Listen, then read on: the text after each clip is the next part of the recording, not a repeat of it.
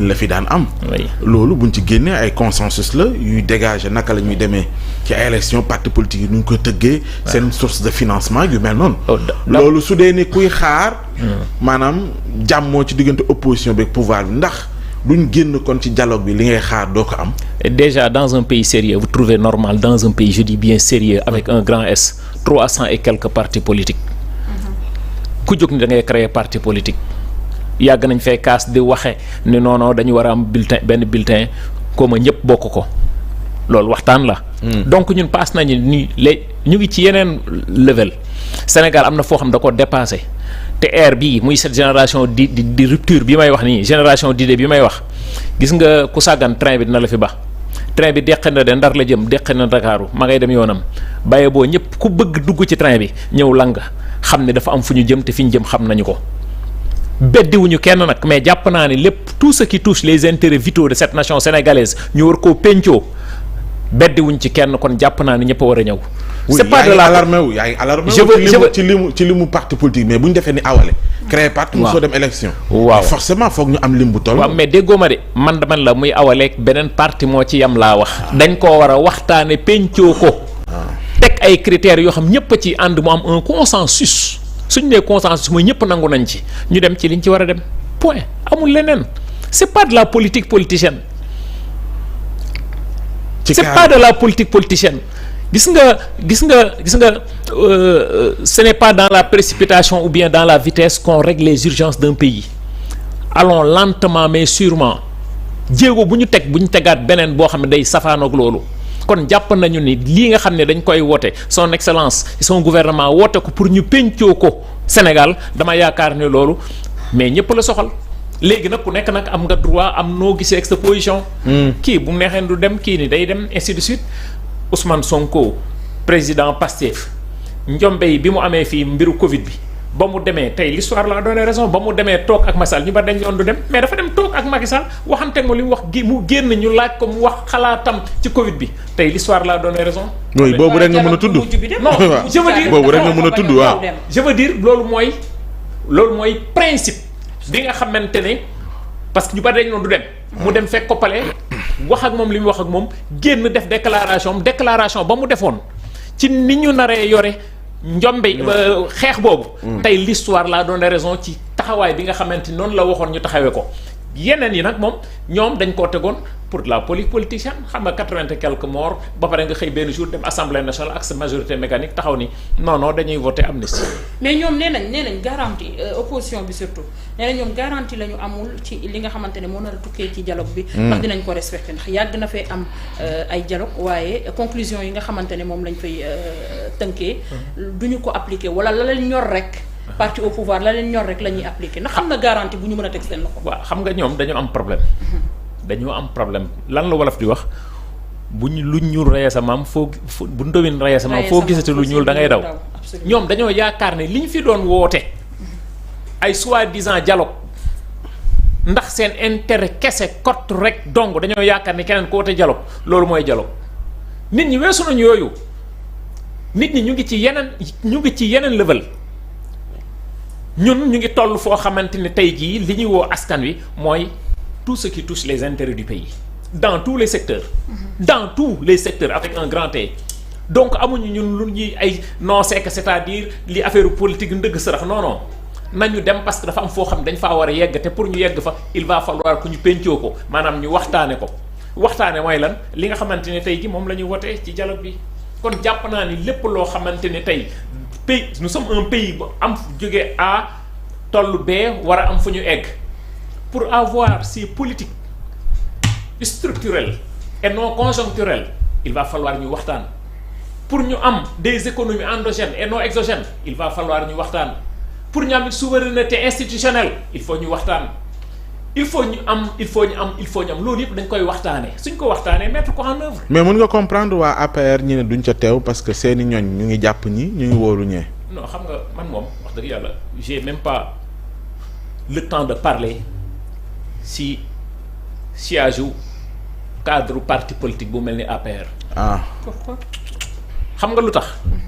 parce que on les a mis à l'épreuve fàtte xaju fi fukki at ak ñaar ñu jox leen réew mii.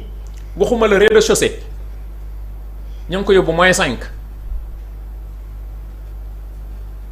grand toujours ma fàttali ko fii sénégalais yi Macky Sall ak njabootam en 12 ans jox nañ leen fi plus de 51 000 milliards leen doxal leen réew maa ngoog yéen a ngoog ñu plombé réew mi lu tax man la ñu plombé réew mi su ma nee plombé réew mi ci wax dañ naan ëpp na mais c'est la réalité ñun fekkuñu fi réew mu toog fekkuñu fi réew mu taxaw dañ fa fekk réew mu tëdd ñu war koo yëkkati mu toog ñu war koo yëkkati mu taxaw ñu war koo doxloo war koo dawloo. bu jaree sax mu naaw mais. oui lan la mooy ni seen ñàkk teewaay du yàq dara ci dialogue bi. waaw non dama la seen teewaay ak seen ñàkk teewaay loolu c'est leur parce que tey jii mbaxal la koo ci mën a waxal non yàlla xam na ni je ne retrouve même pas les mots. parce que xoolal parce que xam nga moom moo doon toog naan je vais réduire l'opposition à sa plus petite expression. en grand am na loo xam ñun dañ koy weesul sax suñu bopp.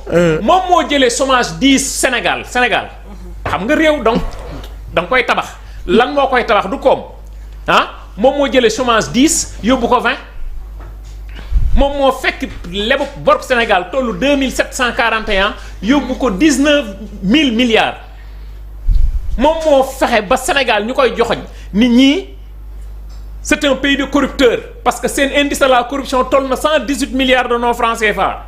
ñu ñuy joxoñ moom moo fexe ba ñu nit ñi ñun ñoo bokk ci 25 réew yi gën a ndóol ci àdduna.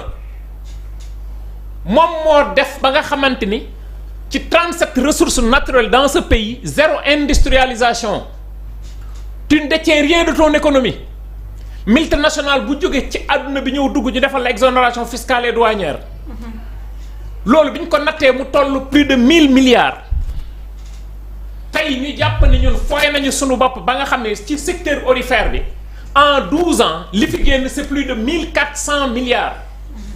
fexe nañ ba nga xamante ne tey jii entreprise yi fi nekkoon di faroo fay lempo fay ñu lempo ba loolu moom moo plombé dëkk bi tu ne détiens rien de ton économie doo fay lempo et ñëw nga multinationale bi ñëw gérer sa multinationale bi ñëw nga xam ne moom moo gérer sa compte tey c'est une croissance extravertie à 62%.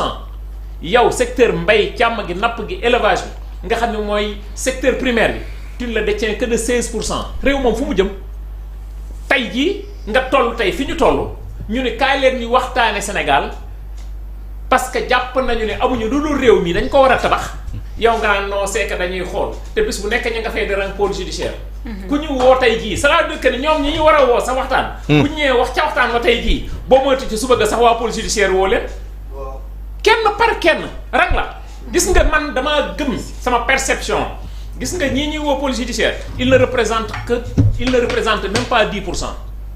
ñi ñuy woo pôle judiciaire ñu leen di lëmbe fii ci journaux yi. mooy politique yi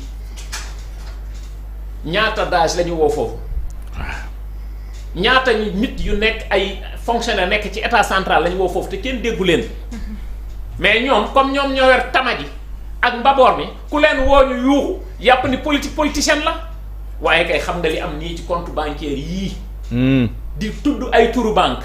di jox ay numéro compte bancaire di wax traçabilité xaalis bi nga xam moom moo fa tracé jaar ko CENTIF génne ko loolu kan moo koy weddi sénégalais yi kay un sénégalais bu mu mënti doon ngay posé wu question da nga war a wax ni lii lan moo tax génnuñu ni compte bancaire yi nga xam ne moom la ñu wax ay compte bancaire fictif la doo ko dégg de. ci ñoom. waaw doo ko dégg doo ko mës a dégg. pour yow lu tax. grand ñii dañoo caaxaane réew mi. dañoo caaxaane réew mi mais nañ jàpp ci conclusion te loolu sama philosophie la man tout ce qui appartient à l'État va revenir à l'État qu'il pleuve qu'il neige on va les poursuivre jusqu'à leur dernier retranchement lu fi waaye lekkoon di nga ko goqi teg ko fi parce que moo ko grand dans un pays sérieux un fonctionnaire doit avoir des milliards et des milliards un homme d'affaires qui n'a pas d'industrie tu ne fais que de la commission rétro-commission grand kooku war nga yor des milliers voire des milliards des milliers de milliards dans un pays boo xamante ni nit ñi oxygène moo leen di rey nit ñi pour ñu am benn ballon sax ñu perfusionner leen ça leur pose problème tu trouves ça normal dans un pays sérieux yow ñuy wax les questions maintenant des intérêts vitaux nañ ko pencoo yow nga naan non c'est que dinaa xool est-ce que dinaa dem est-ce que du ma dem est-ce que ñoom nee nañ y a plus important que ça parce que jàpp nañ ni fi mu toll nii réew mi fi dafa xaw a metti ci wàllum économie ba keroog premier ministre bi muy tenir benn discours wax na ko nee na amuñu benn jafe-jafe ci wàllum économie rek la ñu am luy sooxe ci réew mi ñoom nee nañ y a plus important que ñuy waxtaanee naka la ñuy restructurer li nga xam ne mooy parti politique yi. xam nga ñoom dañoo yaakaar ni ñoom nañ doon def ñun noonu la ñuy def. nekkuñ ci loolu de. nous avons un ministre de la justice qui ne fait pas de la politique. Ça, tout le monde est d'accord sur ça. Nous avons un ministre des forces armées qui ne fait pas de la politique. Nous avons un ministre de l'intérieur qui ne fait pas de la politique. Même un ministre de l'économie et des finances qui ne fait pas de la politique. te bu ñu neexoon pourtant ñu def ko mais on ne l'a pas fait. La justice nag est en train de faire son travail. loolu benn pàcc la.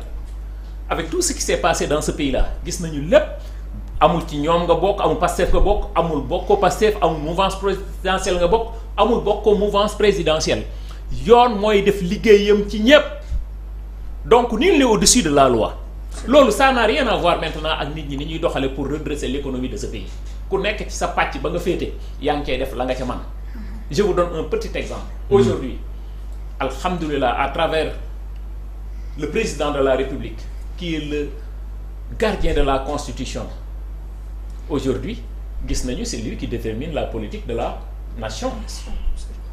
Ousmane Sonko c'est le chef du gouvernement hormis le casquette politique qu'il a en tant que président de Pastef il exerce la plénitude de cette fonction de chef de gouvernement ñi xamuñu ràññeewuñu nag xamuñu lu muy doxee. À un moment donné dañ naan il y a une dualité au sommet de l'État entre le président et le premier ministre.